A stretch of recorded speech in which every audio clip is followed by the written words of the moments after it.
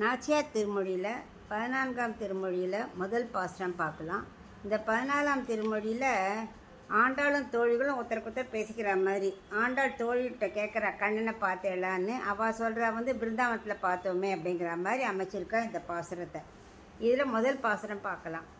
பட்டி மேய்த்து ஓர் காரேறு பலதேவர் போர் கீழ்கன்றாய் இட்டீரிட்டு விளையாடி இங்கே போத கண்டீரே இட்டமான பசுக்களை இனிது மறித்து நீரூட்டி விட்டு கொண்டு விளையாட விருந்தாவனத்தை கண்டோமே.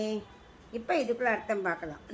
அதாவது கண்ணன் ஒரு கருத்த காளை மாதிரி இருக்கா இல்லையா, அவர் என்ன பண்ணார், இஷ்டத்துக்கு பசுக்கள் விளையாட விட்டு மேய்ந்து சந்தோஷமாக விளையாடிகிட்டே இருக்காராம். தெரிஞ்சிட ஒரு கணக்கே இல்லாமல், ஒரு கால கணக்கே இல்லாமல் விளையாடிகிட்டே இருக்காராம். அப்படிப்பட்ட கருத்த காளையான கண்ணன் ஆனால் பலதேவருக்கு ரொம்ப கீழ்ப்படிந்து இருப்பாராம், ஒரு ஒப்பற்ற தம்பியாக இருக்காராம். ஏன்னா பகவான் எப்போ வந்தாலும் ஆதிசேஷனும் கூடவே வந்துடுவார் இல்லையா.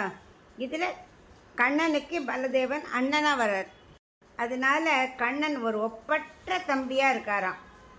அவர் என்ன பண்ணுறார், கண்ணன் ரொம்ப அந்த மாடுகளை நல்ல சந்தோஷமாக இஷ்டத்துக்கு நல்லா விளையாட விட்டு தானும் புல்லாங்குழல ஊதி அப்படியே கோபியர்களையும் கூப்பிட்டு அவளோடையும் விளையாடி அங்கே இங்கேயும் நல்லா சந்தோஷமாக விளையாடிட்டு இருக்கிறத பார்த்தேளா அப்படின்னு ஆண்டாள் கேட்குறா.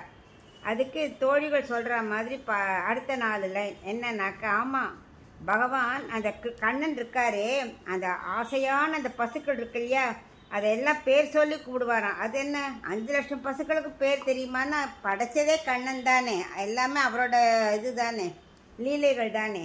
அதனால் அவர் கரெக்டாக பசுக்களை பேர் சொல்லி கூப்பிடுவாராம், புல்லாங்கள் ஊதி கூப்பிடுவாராம்.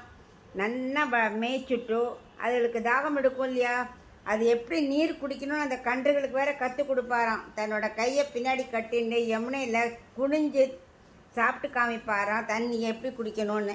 அப்படியே கன்றோட விளையாடிகிட்டே இருப்பார். அப்படி விளையாடிதான் கண்ணனை எங்கே பார்த்தோம், பிருந்தாவனத்தே கண்டோமே, பிருந்தாவனத்தில் பார்த்தோமே அப்படிங்கிற தோழிகள். ஏன்னா திருநாட்டில் கூட பகவானால் இப்படி இஷ்டத்துக்கு விளையாட முடியாது. ஏன்னா நித்திய சூரியர்கள்லாம் இருப்பா, இப்போ தான் சாமி கானம் வாசிச்சுட்டே இருப்பா, வேத கோஷம் கேட்டுட்டே இருக்கணும். பகவானால் விளையாட முடியுமா? அதனாலே இங்கே பகவான் தன் இஷ்டத்துக்கு நல்லா விளையாடுறது இது பிருந்தாவனத்தை நாங்கள் பார்த்தோம் அப்படின்னு தோழிகள் சொல்கிற மாதிரி இந்த பாசுரம் அமைச்சிருக்கா ஆண்டாள்.